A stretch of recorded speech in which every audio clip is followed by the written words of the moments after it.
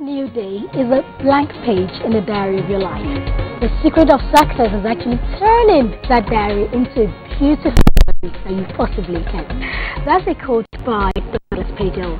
And on that food for thought note, I welcome you to this edition of New Day, the voice of the new generation. My name is Tunbosun Gilbert. I'm here with Ivan. He's looking at Oh yeah? It's necessary. Shut up, I mean. It's necessary. Yes, necessary, you know. It's good to be here, Tunbosun. It's good to be here as well. Knowing that youth are there in your offices, your homes, or wherever watching us, bring to you the program New Day. And today, don't forget, is the wind-up edition on the show. And today we have loads of beautiful programming lined up for you. And Tunbosun, you know, it's been a fantastic week so far. Yes, we are just 3 days into a new week, but I think that this week has promised good tidings for us. We'll go on this quick break. When we return, the show kicks off proper.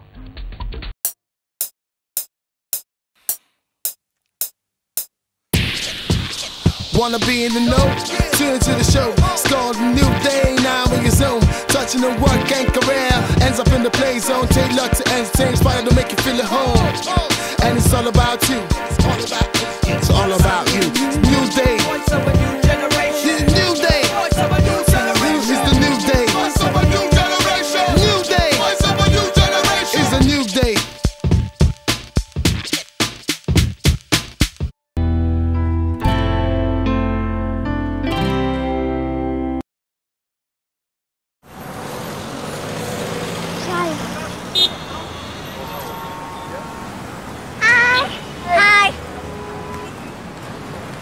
Daddy!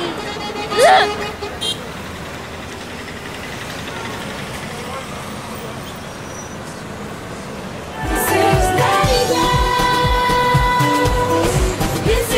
We should know better. Do the right thing. Let's change the way we think.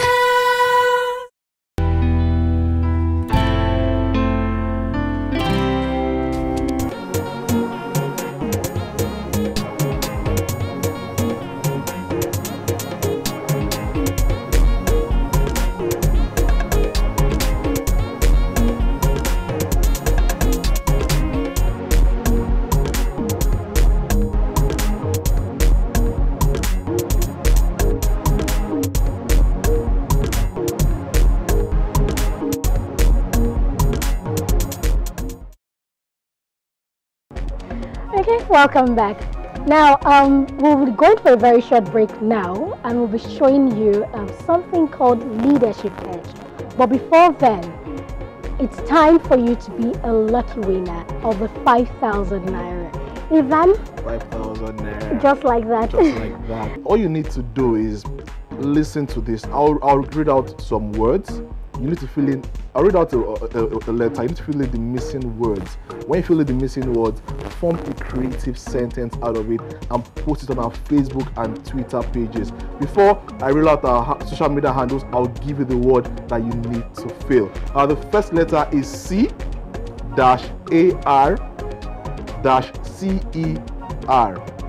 I'll take it again. C-AR-C-ER. So fill in the missing letters and post it on our Facebook wall and Twitter handle and create something beautiful. Make a beautiful sentence that will make Tunbosun go gaga. She'll be like, wow, that was amazing. Now make me give you the 5,000 Naira. I don't give you the money. Okay, whoever is giving I am the one giving the money. I am the one. You're claiming something that is not No, true. I'm not claiming, no. And when we come back, we'll give you the rundown of the program. Stay with us. It's still New Day, the voice of the new generation.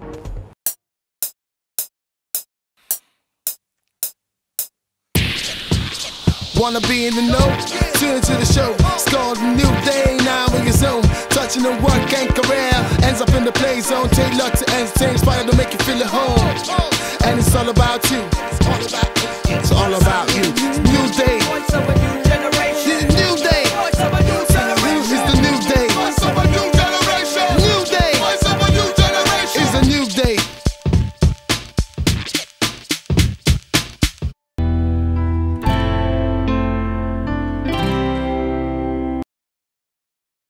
Mommy Bola le karo. Yakudi, e karo customer.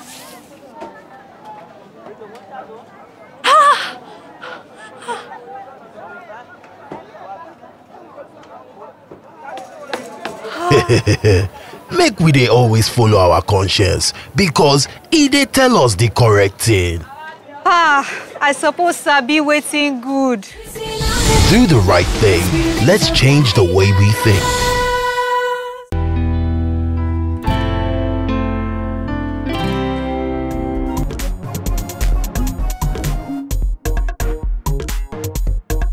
I'm the founder of the resort.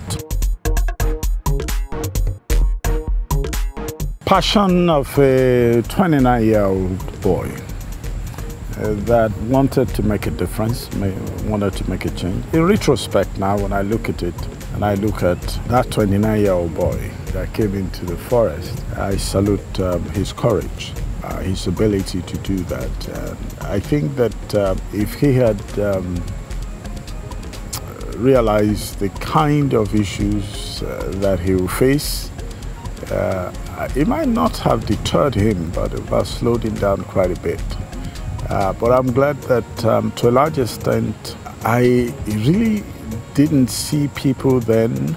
My focus mainly was what I wanted to do. And I didn't concern myself about what people think. I was more concerned with what I want to do. And I believe I had just come back from the US at that time, and I knew that a lot of people that I came in contact with in Nigeria have a majority of people that I came in contact with, they all have one major problem of how things cannot be done. Anybody you speak to is thinking more of how it cannot be done. They're not looking at the challenges and looking at how to overcome those challenges. They look at challenges as a stopper. They look at challenges as a deterrent. They don't look at challenges as things that will come up in any endeavor.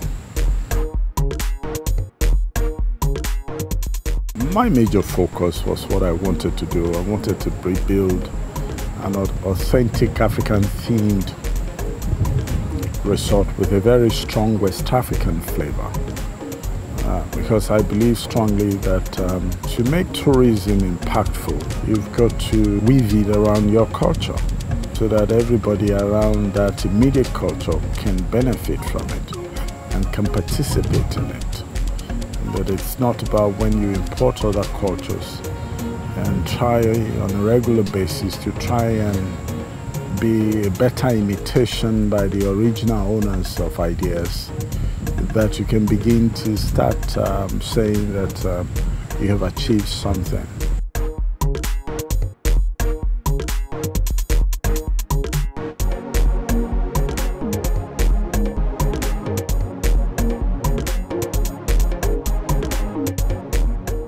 I knew it was going to be difficult. I knew that even everybody around me was trying so desperately not to identify with who they are. They believe that there's a level of inferiority complex associated with their speaking their languages.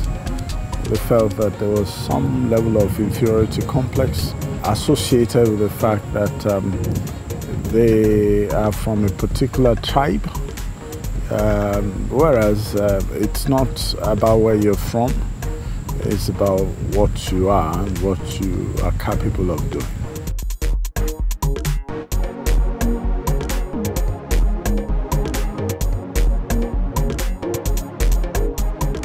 Just decide on what you want to do and be prepared for the fact that everybody you come across is going to discourage you not to do it. So once you're prepared for that, you just hear it and let it flow. Your focus must be on what you want to do. I'm believing strongly that what you want to do is important not only for you but for humanity. And realizing the fact that when you are able to achieve it, when you build it, they will come. And when they come, you have created a legacy for tomorrow's people. Because the platform, or the lack of platform, we're standing on today as a people is the doing or undoing of yesterday people. The platform or lack of platform for tomorrow's people is in our hands, today's people.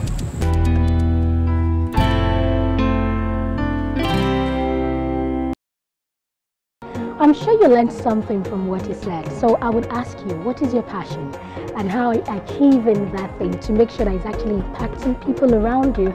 Even though you have challenges, yes, surely the challenges will come, but don't forget that from something bitter comes something sweet sometimes. Yeah, exactly. Because if you look at all of these drinks that we take, alcohol actually has loads of sugar in it. Yeah. So no matter how something bitter is, there's always a sweetness attached to it. And if you can find that sweetness and squeeze it out, you can achieve something fantastic and leave a lasting legacy. And that's what we saw down there from this video. You just watch the leading edge, a lasting legacy that will go beyond generations. Yeah, that's it. That would go beyond generations.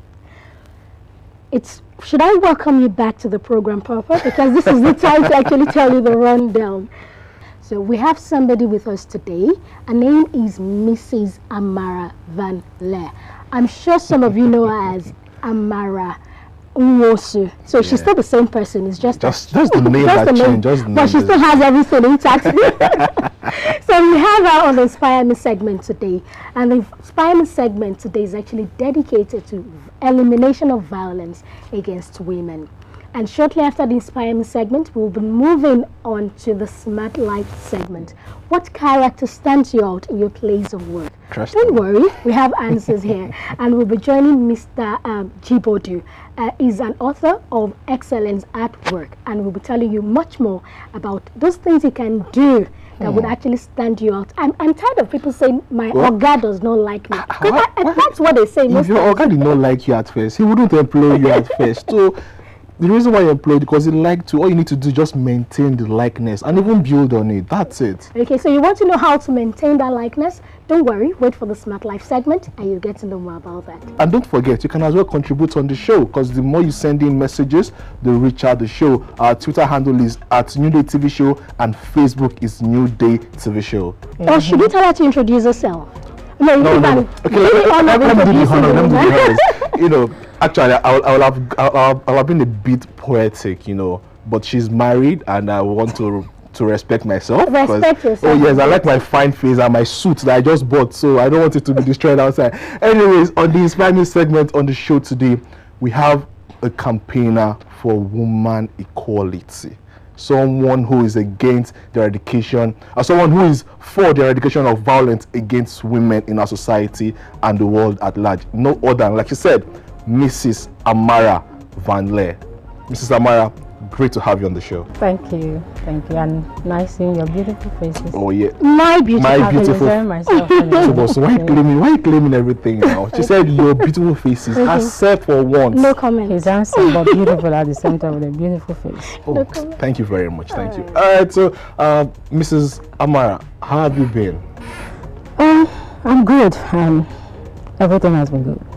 We know that you run an organization against, that is up for the eradication of violence against women. Doctors Initiative. Yes, but strictly for widows. Okay. Yeah, sometimes we go out of our way to fight for abused women. Yeah. Whenever they come to me, we do it for them. But we are for widows and their fatherless children. Okay, so how has it been? Because not everybody goes into your line of work in this society. So how has it been for you? Yes, it hasn't been easy. You find out that sometimes instead of you getting a thank you, you get hatred in return. Yeah, I've had cases where my life has been threatened. I've had the in-laws, some wicked in-laws calling, to insult the hell out of me. And I've had cases where even some abused women, when I try to counsel them, because I am a trained counselor, and whatever I do in accordance, because I'm a Christian and I believe that I must do what the Bible must be my guide in whatever I do. I'm sorry to say that, but that is my own guide. So, like you said I fight for gender equality. I don't fight for gender equality. I'm sorry, I don't. I fight for the rights of women, for them to be respected and treated as fellow humans. But I believe there is a place that is just for a man in nature. I don't fight, I don't compete with men. I love men and I give them their place in nature. But I also want to be the woman that God has created me to be, and I want to be respected as that woman that I should be. Yeah. Today, it's violence elimination against violence against women. Now, people think when we talk about violence against women, we're only talking about domestic violence. What other things would you classify as violence against women? When we talk about domestic violence, that's we're talking about the home, people in relationships. But when you talk about domestic violence, our minds go, we always think it's just about the physical aspect, the physical abuse. No. When you talk about domestic violence, you're talking about sexual abuse. You're talking about emotional abuse.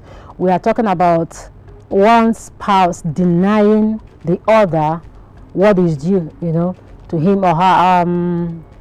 We're talking about so many things. Do you understand? It's not just when he raises his hand. It can be psychological, emotional, financial abuse. Yeah. Exactly. Even rape and things like that would also be classified as violence against women. Now, for you, this might be a very personal question, but have you, because sometimes, it's good when we have people that have experienced it come out to talk about it, and it actually encourages others. So for you, have you experienced such a thing before? Yes, I have experienced it, and I experienced it for 14 years. Wow. So when God delivered me, that's the way I put it, because I actually didn't have the boldness, the courage to take a walk. Do you understand? And that is what is happening to so many women today.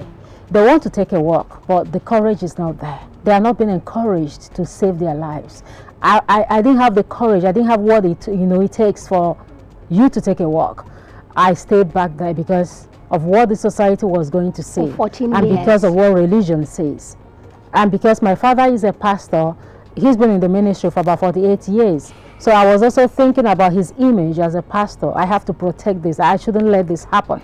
So what I did was I started praying. I actually fasted because I saw that I was dying after that 14 years. So I didn't take a walk. I prayed. I started praying. I said, God, take me out of here. And supernaturally, God took me out. I went out. On getting back home, I was locked out. I didn't go back fighting because I was like, God is behind this. So I walked away peacefully, quietly. It takes a lot of courage. For 14 years, I took it. For 14 years, I cried. But the world saw the world. They saw a girl who was traveling around the world enjoying herself. They saw a girl who was living in one of the best houses, driving the best cars, and enjoying herself, wearing the gold and the diamonds. That's what the world saw, and that is what I made them to see. Yeah. Because as a leader in church, people were bringing their own wives to me for counseling. People were bringing their wives, and I talked to my wife, but I couldn't speak to anybody. I was hiding in pain. I remember some Sundays I would get beaten, and the same Sunday morning I would get to church, I would still reserve the seat next to me for him. I'll put on my designer sunshade with blood spots in my eyes. People saw the designer sunshades. They didn't see the blood spots. So it's a lot of women are hiding. Even pastor's wife, I am telling you this truth. I've handled such cases. They've come to me. They've opened up to me. So when you see a pastor even kissing his wife, praising his wife on the altar, it's not always what it seems to be. Okay. So don't be deceived. Don't think your husband is the devil. Why that pastor is a saint. A lot of their wives come to me. They've opened up to me, and I tell you, it's not always. So when you see those beautiful women, you admire them. Don't always admire them. There's always something behind. But our society, religion, is not encouraging women at all. What about the police force? Are they encouraging? Yeah, when we talk about the society, okay, when we talk about the society now, we are talking about what people will tell you. Yeah. And talking about the society, you find out that even women are their own worst enemies. I remember when God delivered me, a woman picked up her phone. There is nothing she didn't tell me. There is nothing on earth she didn't tell me. But by the time she finished, I said, Madam, you know what? Since it's good, may you see it and may your children see it. At that point, she started begging. I said, but do you like it? And then you are talking about the police force. When I was locked out, I didn't go back fighting. But to cover up the wickedness of man, the police was used against me. I was taken to, I remember one day, I was just stepping out of the gate, and about 5 men from Pantif police station, they were there to get me arrested over nothing. Because somebody went to write an allegation of attempted murder. Wow. Put up a petition against me. So that means that even the people, I mean... that you're fighting for... The police gets paid for these things. They take their bribe, they take their cut, and that's it. They go out there against the helpless. But God delivered me. I was taken to zone 2. In fact, when they saw me, the story changed. Thank God for that. A commissioner of police took advantage of my situation, actually came to the hotel room where I was hiding to sleep with me. But God delivered me. So I saw it all. The police, I have had cases where I take women being abused to the police. By the time they get to the police, you know what happens? The police tells you, hey, madam, go home and sort yourself out. I beg, go home to your husband, go and sort yourself. Is that what the police should do? So there's no protection. You know, despite all of these challenges you faced so far, you know, what's been your drive, your motivation to sustain this movement? Yes, if you go even on my Facebook fan page or my newspaper columns, I am for marriage. And I teach people. I have conferences once in a while, and I teach people. If I'm talking to singles, I tell you these are things you have to look out for in a relationship. If you see this, it's a sign that you are going to end up being abused in that marriage. There are signs to look out for. When a man becomes controlling, manipulating, you know, when a man becomes like, sees himself as your God, go out when I want you to go out. Call me. When he starts calling you, monitoring your movement, those are signs that you may end up being. So I speak to women. When it comes to marriages, I talk to them because I want marriages to succeed. I am for marriage. And I tell people, don't go bitter against anybody. I tell women, don't go bitter against them. You just have to look for a way to come out of it. If you cannot solve, if a man beats you once, you can say, okay, it's a mistake. If he beats you a second time, run for your life. Whoever is telling you, stay in there, sister, pray, it is well, it is well. It is not well. That was the same thing they told Titi Arowolo, and Titi is gone today. The daughter is motherless. That was the same thing they told the immigration officer. She is gone today. Nobody, and those people telling you to stay back there will never come back to ask for your fatherless or your motherless children. You better take care of yourself, take care of your children by staying alive for them. When it comes, for every other thing I can tell you, stay in there, hang in there, pray, trust God. See what you can do about it. But when he raises his hand against you, please run for your dear life. You may never live to tell the story. Few weeks ago, a lady somewhere around the Jibo, the husband used cutlass. They sent me the pictures, cutlass on her head. We got the police, he was arrested. At the end of the day, we wanted to, because I work with some lawyers, like Barrister Taiwo, the former NBA chairman of Lagos State. We work with him. They wanted to take up the case. But at the end of the day, you find out that the same woman who was being abused came to us begging, let me go back to him. So it's a problem. Some of them don't even want to help themselves. Will it be love? It's not love, it's foolishness. Okay. A lot of think is because, oh, he's the father of my children. But that is where the society has brought us to. But I'll give you a quick example. I have a friend, you know, she's filing her, she just filed for divorce. Her husband didn't physically abuse her, you know, but he was no, he was just a cheat. It was a cheat, a serial cheat at that. Okay. So she filed for divorce, and at one point during the process, her eldest daughter, because she was thinking of killing the case and coming back to the house, so that she and her husband can work things out. But her eldest daughter, who is 13 years of age, told her that, "Mommy, go ahead with this divorce, file it, and I told you will be okay." Because she has 2 younger ones, 3 children in total. My siblings and I will be okay with you. And that was all the inspiration she needed. That was all the power she needed. And tomorrow she'll be getting a divorce. Yeah, my children actually said that to me. I have 4 children, and I remember my last son coming to me and saying, "Mommy, go for a divorce." I didn't go because of what religion was going to say.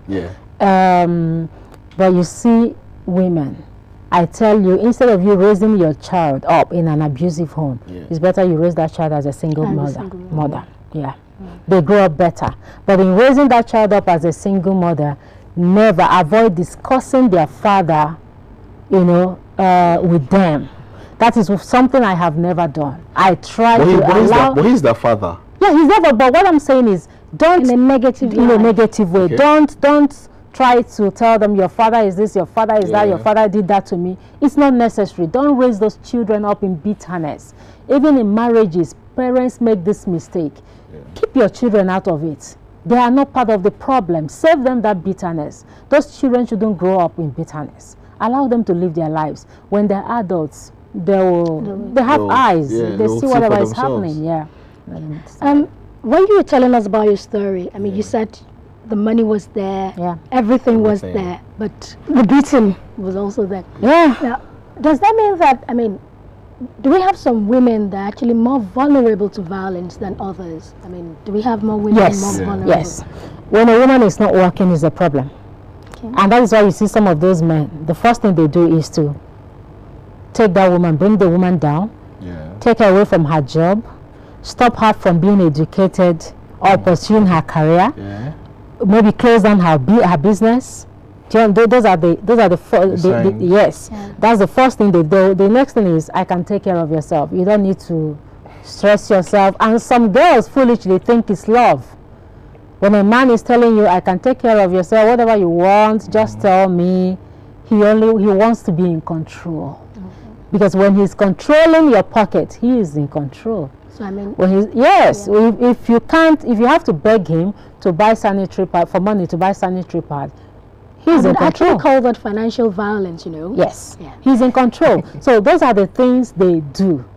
And so when a woman is not educated, when a woman is not financially independent, that woman is vulnerable. She can face anything. Because I've talked to some of them, you see them, they want to step out.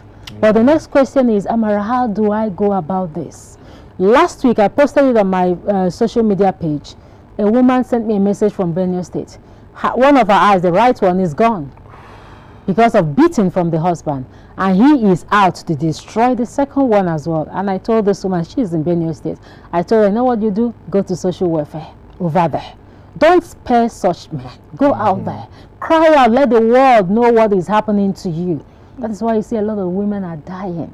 And nobody is talking. Pastors are telling you it is well. Hold on. That pastor will not hold on if his own daughter was in that same situation. So don't hold on. From what you're telling me now, I mean, it means that some women actually experiencing violence, but they don't know about it. Yes, they don't know. They don't know. So some of them have come to accept that, oh, this is the society, this is the way it is done. Yeah, it's a norm. So it's something that abnormal has suddenly become normal for us. That is not the way it's done. That's just the way the society, the African society, has made us to believe, oh, that this is the way it's done. That's not right. That's not the way it's done. Yes, you are his mate, you are his spouse, not his slave. So nobody should treat you as a slave. Okay. Is it possible to experience violence even at work for a woman? Yes. You hear men. The woman is not going to be promoted, above a certain position. You shouldn't go above that. And I tell people, I say, I am for gender equality in the marketplace, but never in the home. Because if you want to bring in gender equality into the home, it creates chaos. There will always be one captain in a ship. Two captains can be on. No. Yeah. So when it is in the marketplace, yeah, women fight for your right. Get your position, get to wherever you think you should get. And so women get abused. Bosses, you see them telling their female employee, you have to do this for me to do this for even you. for some to get employed. Yes, I know that even men are beginning to be abused, even in the marketplace. We have some of these foolish women who will tell the young guy, this is what you have to do for me for me to do this for you. You have to do this. It happens. Yeah. Even in the homes, men are beginning to be abused by their wives. I've seen women break bottles on their. Oh. So, yes, I posted something. A pregnant woman poured hot water on her husband while he was sleeping. But who knows? What the only thing I wrote there was the fury of a woman's scorned. You know. We don't know when it actually started. You know, you don't know where she's been holding it for years, and something just triggered it off. Yes. So women are beginning to learn from men. So it's time men stop it. All right. So talking about learning, what's the best lesson, most important lesson you've learned all this while? I think for me, why I am not bitter against anybody, why I am free, you know, in my spirit is because I see it more as a journey to my ministry. That's the way I see it. I have learned to always see whatever I go through in life, I have learned to see it as part of my journey on earth. It's all working together for my own good.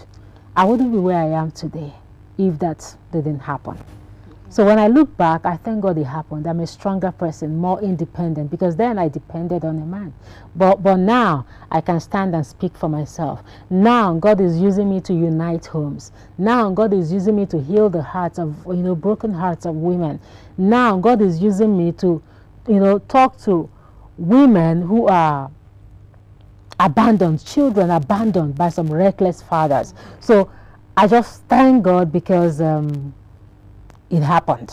I am happy it happened, honestly, because if that did not happen, possibly Amara would be maybe in the village or in a rich man's house, living under his shadow. But now I live for myself. I live for humanity. I live for society. My children, they have seen me. They have learned so much from me to be strong, hardworking, and independent.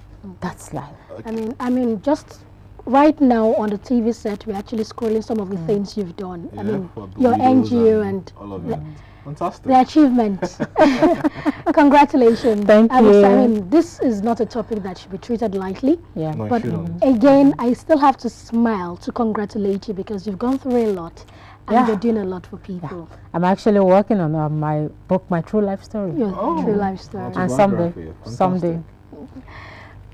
Well, even, is it possible? The reason I'm asking you questions like this is because somebody might, I mean, as long as I'm not being beaten.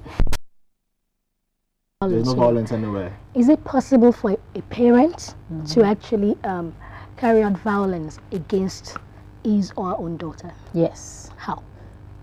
So many daughters. Okay. I got a message, I think 2 days ago, and I posted it on my social media page. The girl was disvirgined by her own father. The father has been started sleeping with her from when she was 19 or 15 thereabout until today, because she opened up and told her mother when she could no longer take it. The father has refused to pay her school fees, has refused to give her money to write a WAEC exam, you know. So that girl is currently going through abuse. And you see some mothers, it might interest you to know that even some mothers sleep with their own sons and they are not able to speak out. Some mothers torture their own children, maybe as a result of bitterness. You see a lot of single parents. A lot of single parents, they do that, especially single mothers. You see them taking out their anger on their children, their frustration on their children. You are only going to end up destroying their lives. You are going to end up transferring your bitterness to them. And it's a cycle, it continues running. So we have to be very careful. Learn not to take your anger out on your child. Learn not to be overprotective, because some women abused, maybe sexually abused, you see them being overprotective. And in the long run, even when their daughters get married, they end up having the problem of frigidity in sex. Their husband can't enjoy them. So it becomes another problem for them in marriage. So we really have to be very careful. You must be able to break the cycle. Let it stop with you. Let that bitterness stop and not with you. transfer to the next generation. We have a couple of questions coming from our social media feed. This one, she's preferred to stay anonymous on Twitter. Her handle is just a phone number there. She's actually saying that she's actually in a marriage right now. She's been married for about 7 years. However, she's suffering some abuses in the marriage. The thing is, she has told her family members and her in-laws, but they've always told her to maintain it inside the house. They should work it out as a family, and she should not involve the authorities. Now she's asking, what does she have to do in order to get free? I believe we have social welfare, and you know, sometimes people say it's not working in Nigeria. From my experience so far, it's working. Okay. It's working, especially in Lagos. The Lagos state government has done wonderfully well for women. I give it to them. Social welfare is working in Lagos State. She should just go to the office of the public defender anywhere, Lare, Ikeja, wherever they are. She will find them there. They are along Funshaw Williams Avenue in Lare. Go to the office of the public defender. Let them know what your case. I've taken women there and they come out with good results. So what do you actually stop listening to? Because for 14 years I believed the same thing. It was going to be all right. It was going to be all right. If he's abusing you, he may never stop because it's something psychological. Okay, the second question we have, this one is coming from Annie. It's on Facebook, and she's saying that, well, she's about to get married. She's been engaged for a couple of months. Their marriage is coming up in 2 months' time. However, her fiance is beginning to show signs of abuses. How does she call off the wedding? Does she call it off, or does she talk to him? You know, she just wants advice. She's going to wed in 2 months. Yes. Anyway, some people, you know, when I throw out questions like this, the first thing is, didn't she date him, you know, before? Not everyone. I know I didn't date mine. So not everyone. Mine was more of a child. I was just 17 plus.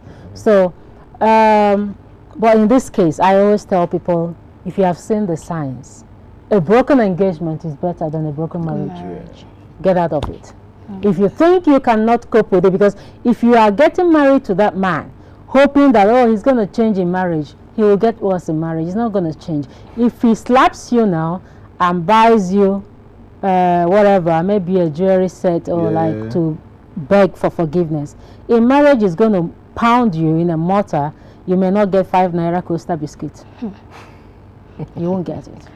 Okay. From what you've said now, I mean, that means that even parents that force their daughters into early marriage, that's also an abuse. Yeah. That's also violence. And that's part of the problem. Because you see a lot of women, they get married without knowing what marriage is. They get married believing like, I am just his slave. I am there to serve him. I am not. Now I am married to a wonderful man. I serve him. I pamper him. I am the wife he wants to have. But he respects me. He knows that this is a human being. She should be treated as a human being. So. Fantastic. Then I would also, from what you've said as well, there's something that, you know, is ringing in my head now. That once you see any violence in any form, don't even run to the pastor, don't even run to the policeman, run to the social welfare. Go to the social welfare. Okay. And that's where you would actually be. Yes, go to the social welfare. What do they do to such men, by the way? Some of them, sometimes they invite them to the office. They try to talk to them, they give them the warning, never lay your hands on her again, never. This is the last warning. If they continue, they take action. Like there's this woman, the husband got to the point of locking her out. You know, over every little disagreement, the man will lock her out, take his girlfriend inside. Then I sent her to the social welfare office. And by the time she got there, they invited the man. You know what they did? The lady said she wasn't going back, and they made the man, even the lady is not working, but they made the man to rent a 2-bedroom apartment for her, handed over her children to her. Today she's with her children, and the man pays that rent. Okay. So if you know you're right, they keep telling us in Nigeria it's not working. It is working, especially in Lagos State. It is working, but you must have to know your rights. And even the rapists are actually being punished now. Yes. Yeah. Yes. That's it. Yes. And actually, I heard there's a law. whoever beats a woman or whatever in Lagos. Fantastic. You know, all of these things are, you know, fantastic development. Thank you so very much, Mrs. Amara Van Lare. Thank you for joining us. It's been a pleasure having you. I'm sure I've learned some things. I'm sure I'm hopeful as well that our watchers out there, viewers have learned a couple of things as well. Okay, thank you once again, and we would definitely have you back. So maybe next year on the 25th of November, so you can tell us new cases that you've dealt with. Okay. Thank you very much, and all the very best in your future endeavors. We'll be speaking with Mrs. Amara Van Lare, and today happens to be the International Day for elimination of violence against women. It's a long word there, but International Day of Elimination of Violence Against Women. And we've been speaking with Mrs. Amara Van Lare. She's told us so many ways that people are actually experiencing the violence, but they don't even know that actually going through this thing called violence. We'll go for a very short break now, and when we come back, we'll be taking you to the Smart Life segment. The program is still New Day, the voice of the new generation. Stay with us.